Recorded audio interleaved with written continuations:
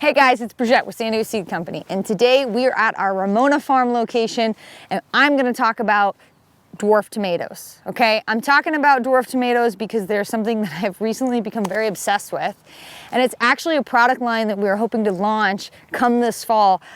Tons of new varieties of dwarf tomatoes, because look at this. They're small, they're compact, and they're super awesome. Now before I get into all those details, make sure you hit the like and subscribe button so you're notified anytime we put out a video. So what is a dwarf tomato? Why should you care about it? Well, you can see from the size of this tomato, it's super compact. It's basically growing like one cute, adorable little bush in comparison to this guy over here, which isn't even staying on the trellis that I put in place, and it's gonna require a lot more than that silly little piece of rebar. So for us, dwarf tomatoes are really rad because they stay very compact, and you can see the stem is super thick. And for our area out here, we get a lot of high winds in the summer, and we also have over 800 tomato plants that we've planted on our farm, and trellising 800 tomato plants is really difficult. It takes a lot of labor, a lot of time, it's very expensive.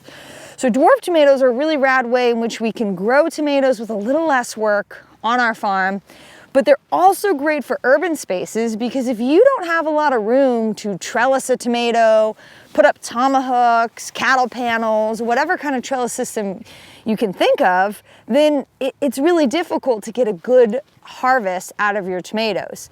And for those who have very small urban gardens, you know, maybe you want to grow more than just one tomato plant, because we all know that one tomato plant can really take over any raised bed. So these guys are super cool, very dwarf, very small, very compact. We're not even gonna trellis them or do anything to them. This is it. They're gonna grow just like this. We are going to take very specific notes this summer on how much these guys produce, how productive are they, what's the taste like, what's the disease resistant, how do they do in our heat, because that's a big thing here too.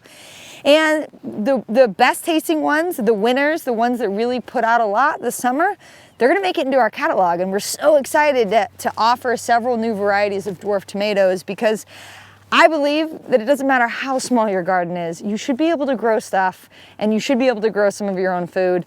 And tomatoes, they're a gateway drug for gardening, so why not start with those, right? Okay, so let's look at the anatomy, the actual plant here, and let's compare it to a regular tomato plant and see the differences, right? First thing you notice right off the bat is the leaves are really tight together, and it produces almost like a bush, which is really great because it's gonna shade more of the soil and actually reduce some of the evaporation out of the soil, which is important. It's also going to shade the tomatoes more, which is gonna help prevent things like sun scald or tomato fruit burn, right? Because this is such a bushy little plant, the sun's probably not gonna be able to get deep within there, which is really great. Now let's compare that to a non-dwarf tomato. Let's come over here.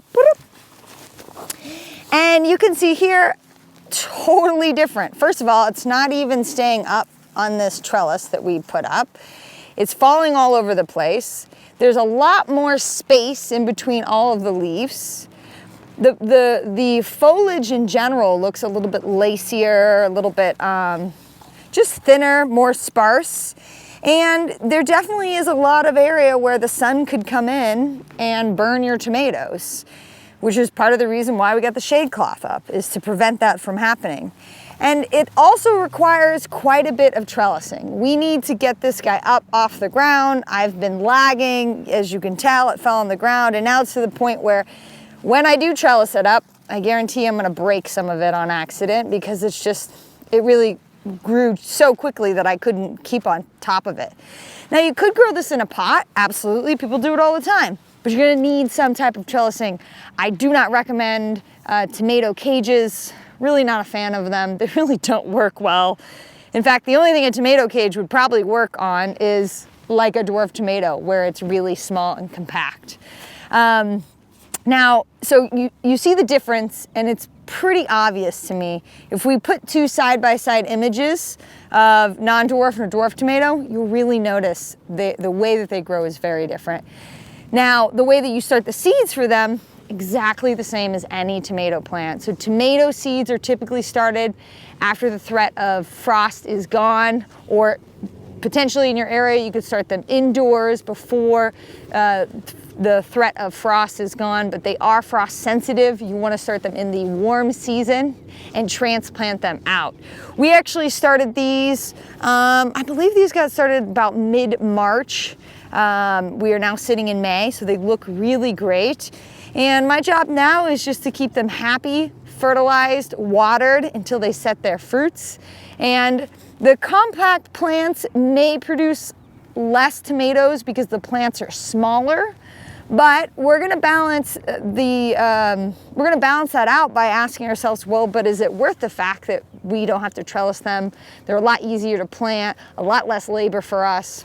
I don't know, jury's still out. We're gonna do the research and we're gonna find out for you. Okay, so it's up to you guys. What you wanna plant in your garden is totally your decision, but we are always gonna be here researching and trialing new varieties so that we can find the coolest, greatest crops that you can grow in your garden to have a happy, healthy bounty.